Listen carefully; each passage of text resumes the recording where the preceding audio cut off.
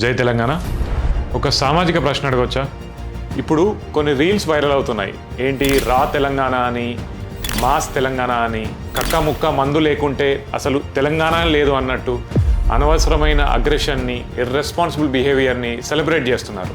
ప్రశ్న ఏంటంటే, అది మాత్రమే నిజమైన తెలంగాణ లేక అది అనవసరమైన ఎగ్జాగరేషనా?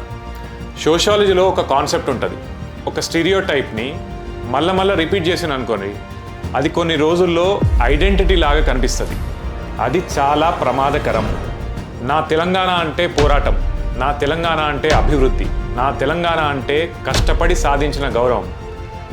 నా తెలంగాణ, మన తెలంగాణ.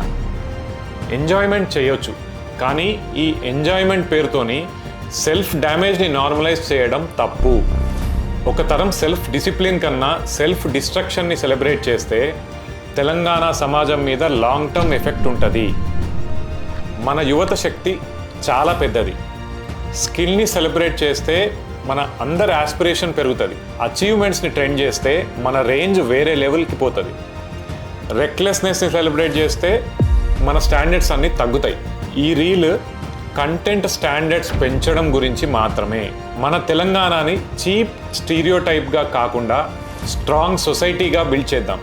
ట్రెండ్ క్రియేట్ చేయడం సింపుల్, కానీ ట్రాన్స్ఫర్మేషన్ క్రియేట్ చేయడమే లీడర్షిప్. తెలంగాణ, నీకేం కావాలి?